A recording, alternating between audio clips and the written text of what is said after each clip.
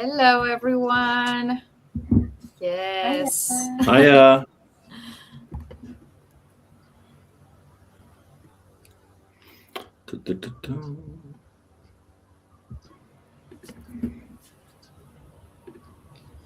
For anyone connecting, welcome, and make sure you say hi in the chats and say where you're connecting from and which organization.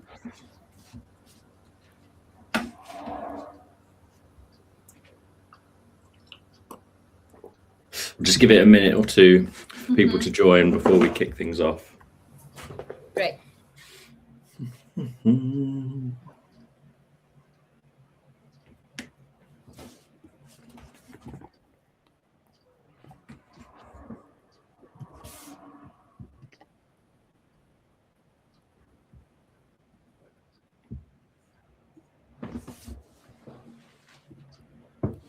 What have people got for lunch? Are we eating while we're learning? Or just keeping hydrating? Yeah, this is my third coffee of the day. Shaky, shaky. Amazing. Hey, Chiara from Urology Foundation, Norfolk Street Games. Hello, everyone.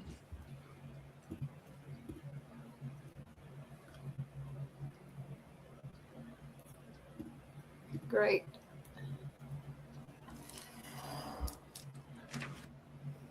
We're starting soon. Yeah, one more minute and then we'll jump in. Amazing. Great. Dementia Adventure. I'm sure I've spoken to someone at Dementia Adventure before. I think it's such an amazing organization. Oh, that's brilliant. Hey, Alice. Hi, Lucia. Hi, everyone.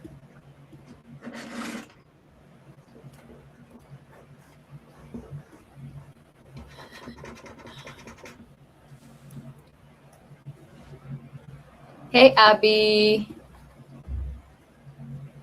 I was presented with a halloumi wrap. That makes it sound like you are a queen or something, Rebecca. Oh, halloumi. I love halloumi wrap. Oh. I was going to say it's a good lunch choice. Yeah. Right. Okie doke. I reckon let's kick off. Let's do it. So yeah, lovely to have you all with us today. I'm Callum. I'm one of the directors at Social for Good. And this is Rosie, who's here with me as well. And Rosie runs all of the paid media at Social for Good, and so is our resident expert on all things paid. And so, yeah, today is a webinar on basically how to get the most out of paid without wasting your budget. We are Social for Good. If you can go on to the next slide, thank you. So yeah, we're a social media agency that just work with charities and nonprofits and purpose-driven organizations. And we host these every month. We host a webinar on a different topic that charities are struggling with. They're all completely free to give as much value as possible. So yeah, that's who we are. That's what we're looking to do today. In terms of us as an agency, we cover everything you could think of when it comes to social. So we do projects like strategy, audits, training. We manage everything for people. And then we do things like influencer campaigns and, of course, paid media as well. So that's us in a nutshell. I'm going to hand over to Rosie, and me and Dome are just going to be in the chat answering any questions or anything, but Rosie's going to lead today. So yeah, over to you, Rosie. Thanks so much. And yeah, lovely to meet you all. So yeah, like Callum said, our Lunch and Learn webinar today is all about paid social. So specifically about how to navigate it without wasting your budget. So by the end of the session, you'll hopefully walk away knowing 3 things. First, why paid campaigns actually waste money. and more importantly, how to avoid it. Second, what each platform is good at, the kind of common mistakes to avoid and how to improve your creative. And then finally, we'll also cover how to choose between platforms and set a realistic budget as well, so you know roughly what to spend on each platform, and also how to make the spend that you do have go a little bit further as well. Before we dive in, a quick poll. Where are you currently when it comes to paid social? Have you run lots of campaigns? You feel really confident about it? Or have you never run a paid social campaign before? You're completely new to it? If you can put your answers in the chat, we'll kind of have a look at where everyone is.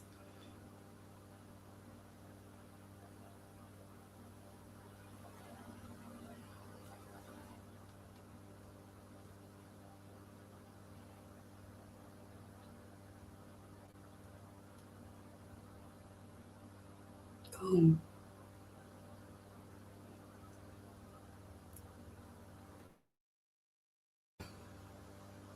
Interesting. Okay, so mostly have run some campaigns but aren't sure whether they're working effectively.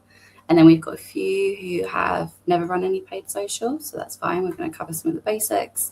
And then we've also got a few who run it and feel confident. So yeah, hopefully there'll still be some new tips and tricks in this webinar that you can still take away, even if you do, you're an expert at paid social campaigns. Cool. So just before we kind of jump into platform specifics, thinking a little bit around that question of, before you even start running money on paid ads, these are some questions that, we like to think about before we dive straight into the platform. So one, what specifically do you want the ad to do?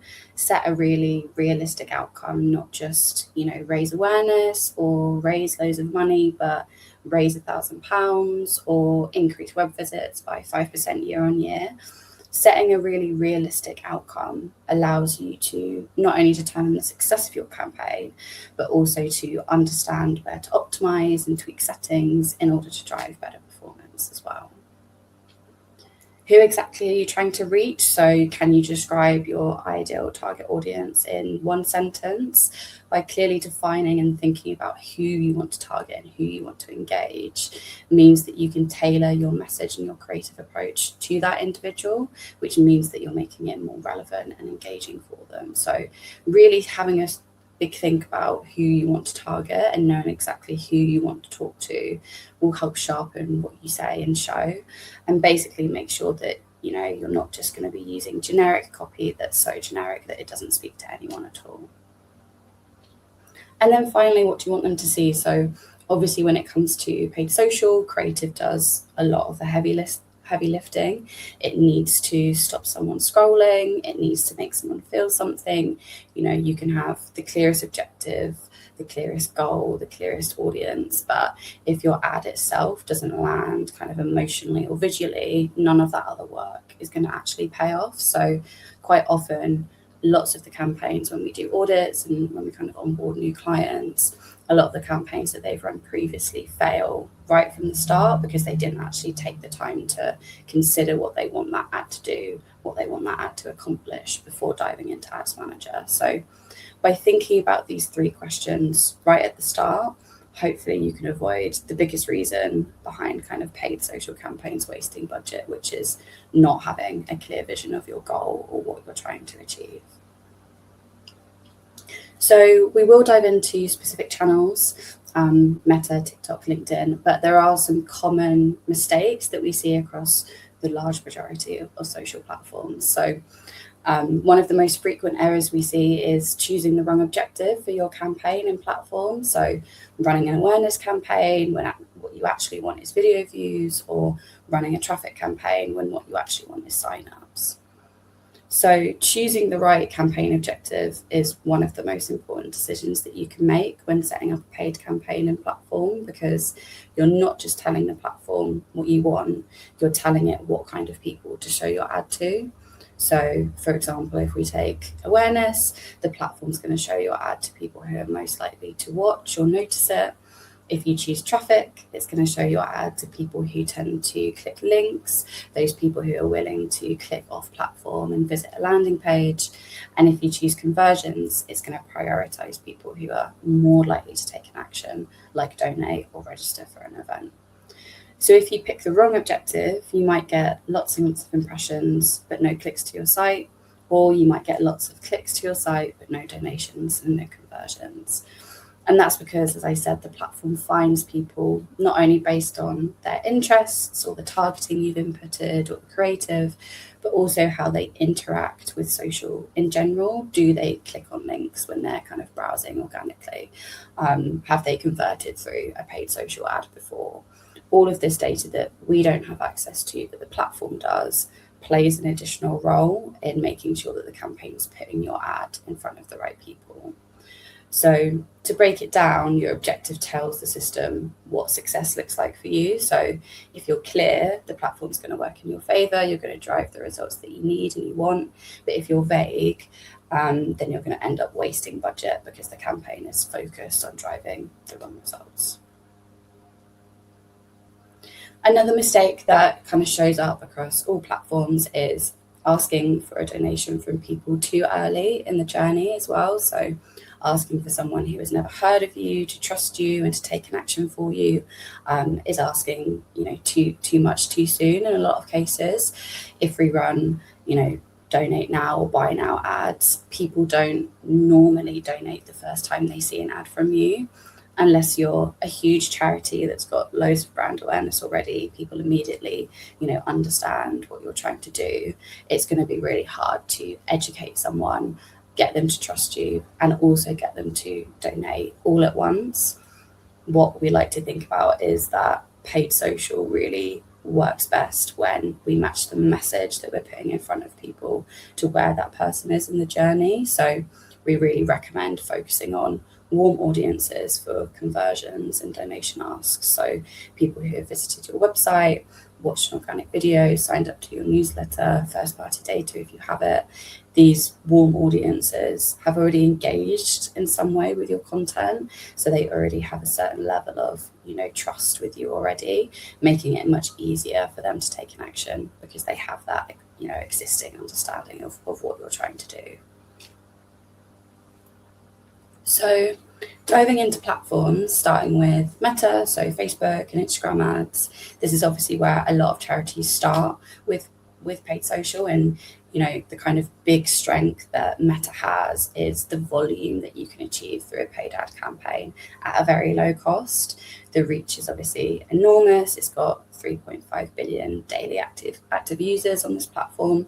So for charities especially, that means that you can find almost any audience that you're after. You've got a huge pool of people to work with. So it increases your chances of finding an audience that actually resonates with the content that you're trying to put out there. It's also unmatched for retargeting. So, reaching those people who have already been to your website. It offers lots of different ways to re-engage people who have interacted with you before.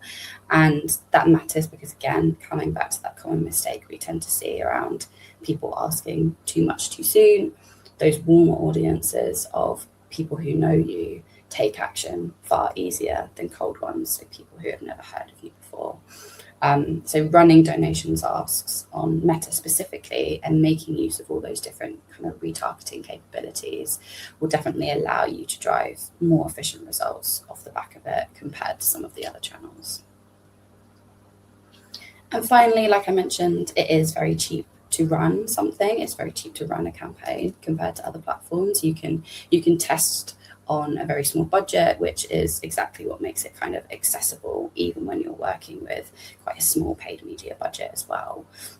You don't need thousands of pounds to figure out whether an idea works, testing an audience, testing a new creative, trying to, promote your impact report.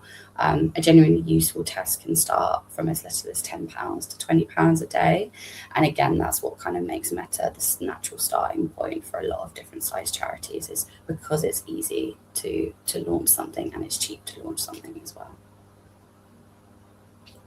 So coming on to creative tips, the algorithm can find your audience, your objective, if you get it right, can point it in the right direction, make sure it's, you're trying to drive the right results, but only good creative can really make people stop scrolling.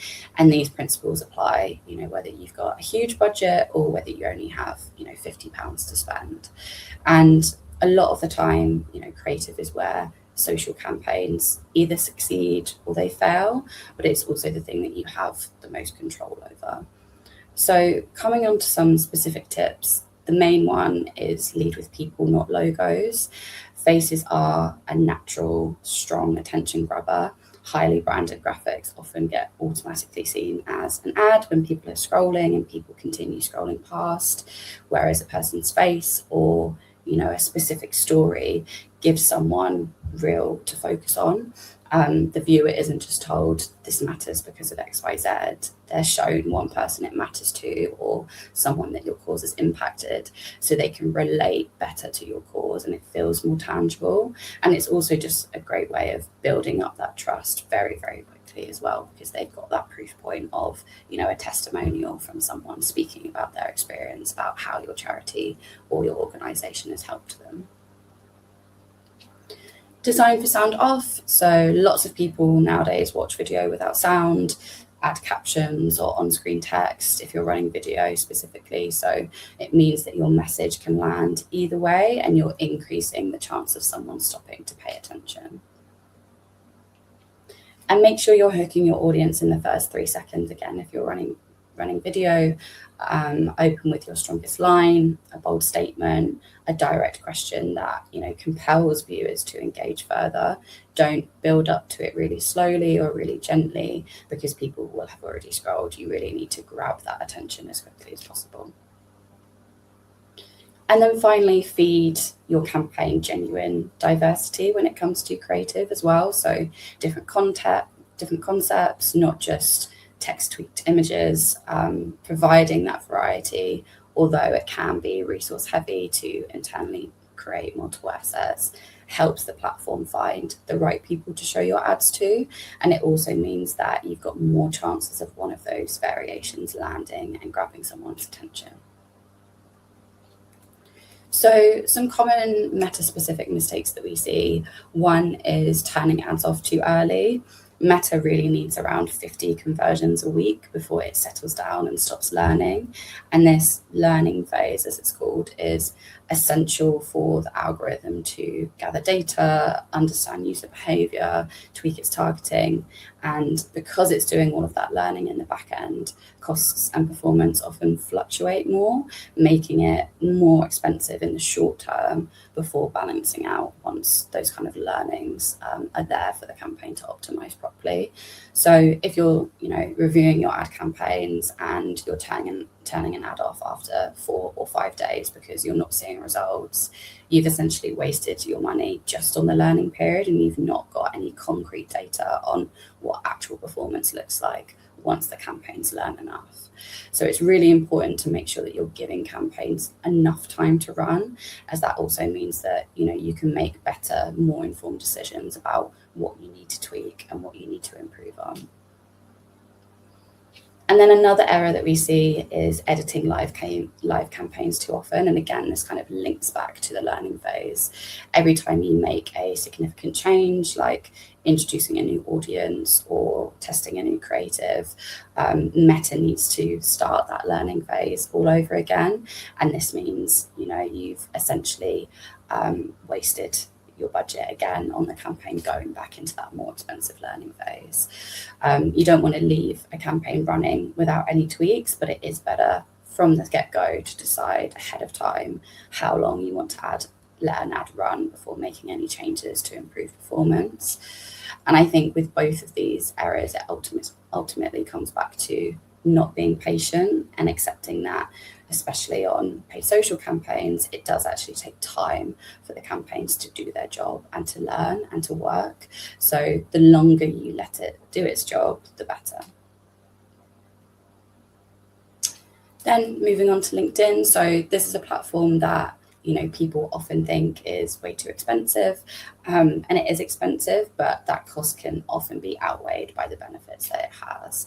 So the cost per click on LinkedIn is higher than other social media platforms, but the benefits that it has is this ability to target a very specific audience. So one of LinkedIn's key features is this really precise targeting that you can have access to. You can target users based on job title, company size, industry, and that allows you to create campaigns that reach exactly the type of person that you want. So, for example, you could build head of corporate social responsibility at a company with over 500 people if you want to reach kind of corporate prospects. But no other platform really comes close to that level of targeting. So if you do have an audience you want to reach with specific characteristics, utilizing LinkedIn, although it does have that higher cost, can end up being more effective because you will end up in front of the right people. It's also really useful for sector-specific recruitment and volunteer drives. So again, if you need to find a finance manager with charity experience, or you're trying to build up a pool of volunteers who are actually qualified in a certain area or have a specific skill set, LinkedIn can find them really easily and allow you to run ads to reach them. And then it's also really great when it comes to building thought leadership and credibility. When you promote valuable content such as impact reports or events or webinars on LinkedIn, you're tapping into a network where users are already in that professional mindset. So they're up for engaging with something that adds to their knowledge rather than something that feels like they're being sold to. So when you kind of present your content as a useful resource for a certain community or for a certain job title, you can also strengthen your reputation as a thought leader in that space as well. So moving on to some tips around creative. LinkedIn creative does need a different mindset to Meta when it comes to creating ads, creating images, creating videos. Like I mentioned, people are in a professional headspace here. Most of the time they're not scrolling mindlessly, they're there with intent. So you need to be adding value pretty much immediately in order to capture their attention. We often see that the best performing LinkedIn content looks like a colleague sharing something useful. So personal angles from a named person will normally always outperform brand content. So, a post from Rosie at Social for Good or Kerry at Social for Good will normally perform better than one coming from a company page. We also recommend when it comes to creative, start with a clear insight that addresses a common problem that your audience might face in their professional lives. So, mention a specific issue right at the first line to catch their attention. I think, the important takeaway here is you do need to give them something of value, advice or knowledge in exchange for their attention or action. So this can include, tips or strategies or resources that you have that they can use to overcome that kind of issue that you're highlighting. And I think this comes back to, your knowing your audience rather than speaking really generally. Focus on a specific job title or a specific industry that is relevant to your message. And that means that you can build trust more quickly because your audience feels like you're speaking directly to them. Keep videos really short. So, the sweet spot for LinkedIn is video ads around 30 seconds, especially for, awareness campaigns or top of funnel content. Focus on one key message and make it really easy to digest. So again, here we would always also recommend utilizing captions and subtitles. So, when people are scrolling the feed without sound on, you can still capture their attention. Designed for mobile, most people now have the LinkedIn app on their phone to, improve their experience, focus on bold, minimal text, avoid clutter. This means that it makes it super easy for the user to read and to understand your message really quickly. And then finally, the 1 point similar to Meta, focus on people, focus on, a named voice, not just a stock photo if possible. A quote from your head of fundraising or a testimonial is going to, read so much better because it comes across as more credible and more native, meaning that, again, coming back to giving them some value, capturing their attention, people are going to be much more willing to give up their time to engage because it comes across as trustworthy. So coming on to some common mistakes for LinkedIn, the main one is a technical one when you're building a campaign in platform to flag. Check your placements before you launch a LinkedIn campaign. LinkedIn often defaults to including the audience network option, which basically means that your ad can show on other apps and other websites, not just on LinkedIn itself. So if you do leave this on, you're essentially paying for placements that aren't actually on LinkedIn, which will defeat the reason that you've chosen this platform in the first place. So we definitely recommend making sure that you've got this switched off. LinkedIn's audiences are also smaller than Meta's, so the same ad does get shown to the same people far more often.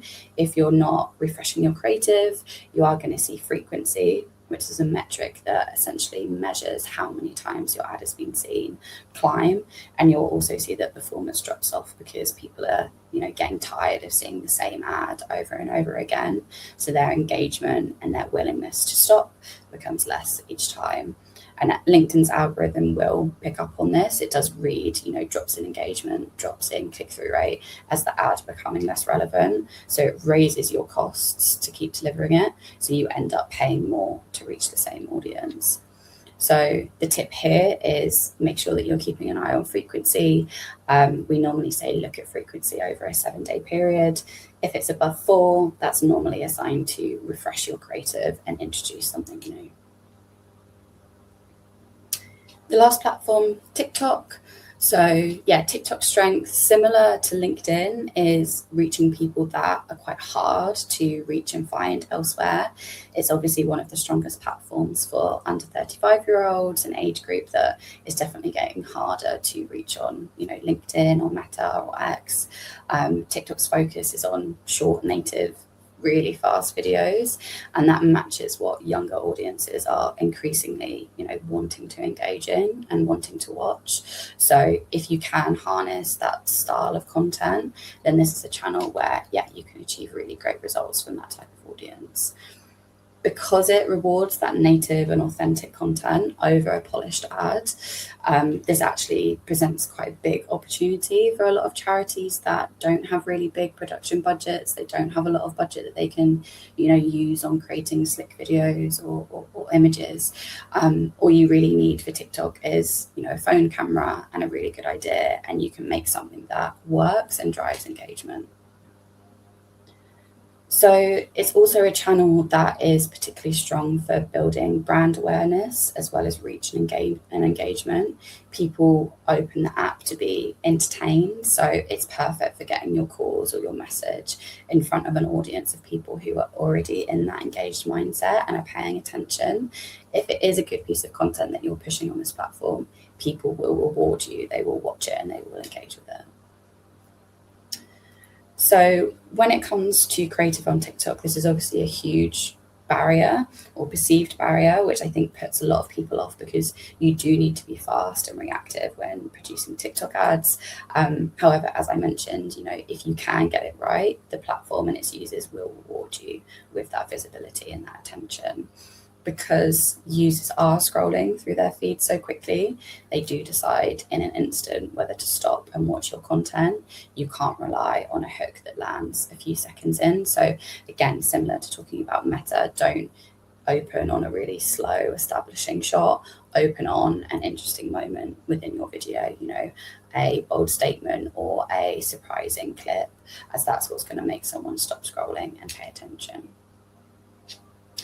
We also say make sure that you're looking like a creator, not a brand or an organization. So again, this comes back to making sure that your content looks native to the platform.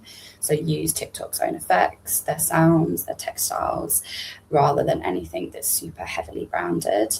The reason is the algorithm does pick up on this. It rewards content that looks like it belongs on the platform. So anything that looks like it was made somewhere else and just dropped in doesn't get shown to as many people. And then finally, similar to the first point, keep it really short. Ideally, 15 seconds if possible. Shorter videos are easier for viewers to watch all the way through. And again, coming back to how TikTok's algorithm works, someone completing a video sends a really strong signal to TikTok that your content is engaging and worth sharing with a broader audience. If you create a 45-second ad and a significant portion of the viewers, drop off by the 10-second mark, the algorithm's going to interpret that the video, isn't engaging enough. So again, it kind of makes it more expensive for you to reach your target audience over time. So in terms of some TikTok mistakes, it all really comes down to creative. Running just one creative per ad group is another kind of mistake that we see quite often. TikTok's delivery system, like I said, its kind of algorithm really rewards creative variety here. So a single ad's got to work a lot harder to find its audience than a few other options would. Again, similar to Meta, the system does need diversity, and it also means that you've got more chances of your ad finding someone that actually responds to it as well. And then the last one for TikTok is not checking creative safeguard zones. So TikTok's interface has quite a few fixed elements that are kind of sat on top of each video: the caption, the follow button, the kind of like and share buttons on the side. So if a key line of your text or your call to action happens to be underneath all that, people watching won't be able to read it and will just keep scrolling because, again, they can tell that it's not built natively. It is a really easy one to miss, but just, Google the safeguards before you even start creating the content. So then you can make sure that everything you have on screen is readable. Great. So before we jump into the last section, what's the kind of one thing that you're going to do differently for your next paid social campaign? Is it that you're going to make sure that your campaign objective actually matches what you're wanting to drive? Maybe you're going to stop, editing your LinkedIn campaign every few days. Is there something that you're kind of going to use as your main takeaway from the section we've just gone through?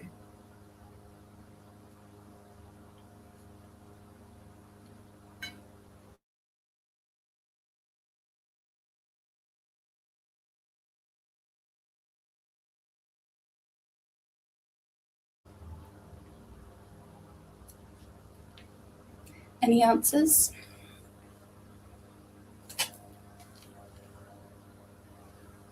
Yeah, nice. Really important.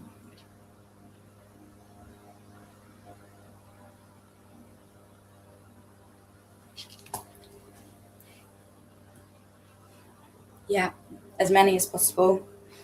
Yeah, the key one. Yeah, great. Oh, really good.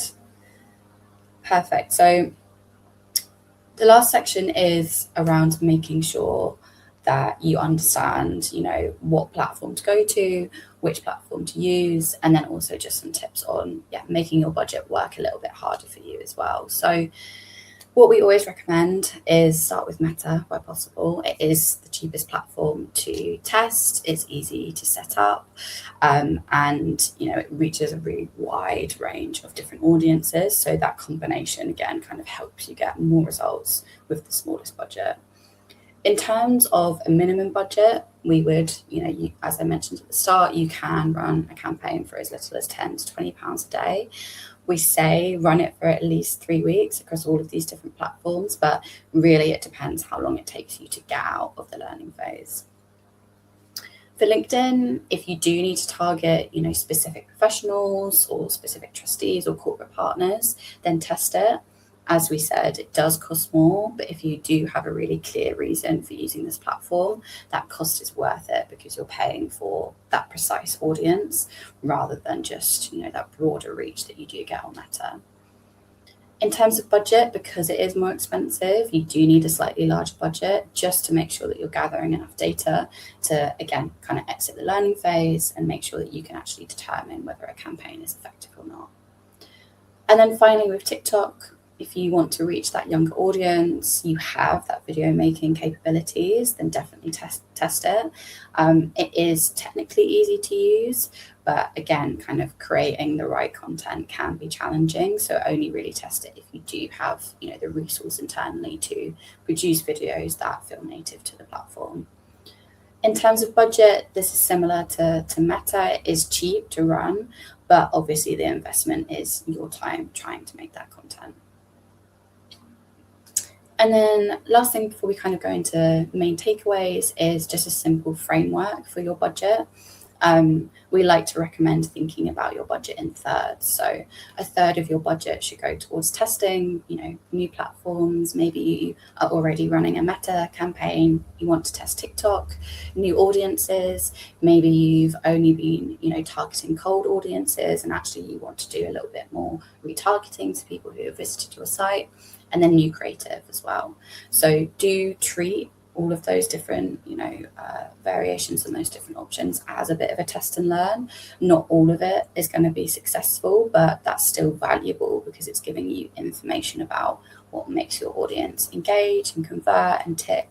And that knowledge is ultimately what's going to make the rest of your campaigns work harder for you.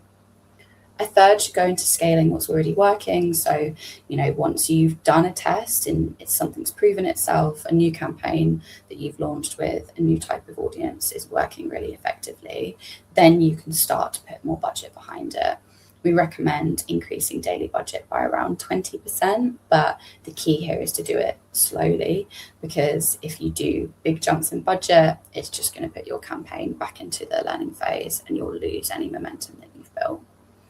And then a third should definitely go to retargeting your warmest audiences, because ultimately they are the ones that are going to give you the biggest return on investment because they are more willing to take an action to convert on your behalf. So 3 key things to take away, and obviously all of the other solutions to the common mistakes that we run through. The first one is, like I said at the start, have a really clear picture of what you're trying to achieve, what success actually looks like for you before you even open Ads Manager.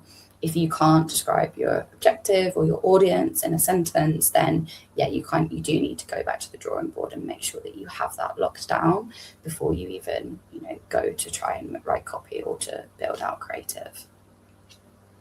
Second, make sure that your content's native to the platform that you're running it on.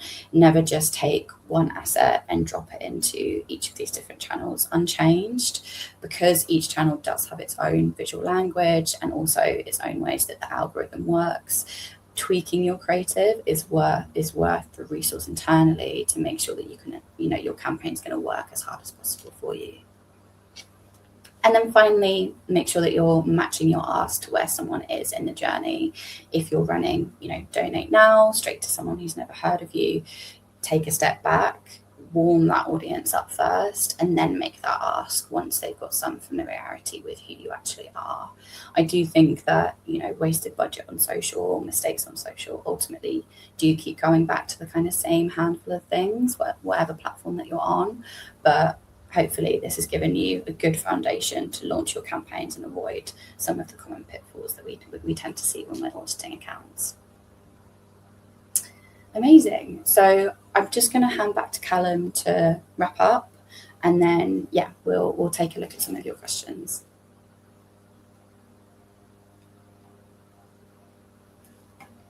But there we go. Okay. Hello, everyone. I hope you found that really useful. I certainly did. I think one of the things that stands out the most that is really tricky for charities, because obviously resource is so strapped internally, but actually augmenting your content, changing your content so that it is optimized for the platform that you're using is where we do see the biggest impact. It's something where it feels at the time like you don't have the capacity to do it, but the results that you see off the back of it can be enormous. So yeah, hope you've all got some great takeaways from that.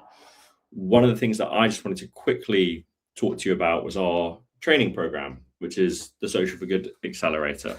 I'm not going to go on and on about it because I know there's plenty of questions that we want to go through, but I just want to quickly let you know what it is, why it exists, and how we do it. So, as sort of mentioned at the start, we just work with charities and nonprofits, and obviously we understand that charities and nonprofits don't have as much budget, don't have as much resource as they would like, and have to battle against other organizations. I mean, social is so noisy, there is so much going on there, and you're competing against other organizations that have big budgets, big teams, and you're still trying to make a massive impact. So what we've done is we've put together the Accelerator, which is an 8-week training program, which sounds super intense, but it's only a couple of hours a week. And it's really, really robust. It covers everything that anyone could need to know when it comes to running social for a charity.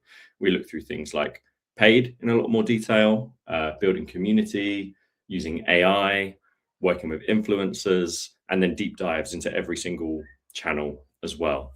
So yeah, it's our training program. The next one is going live in September because we're taking a little break over August just because of annual leave.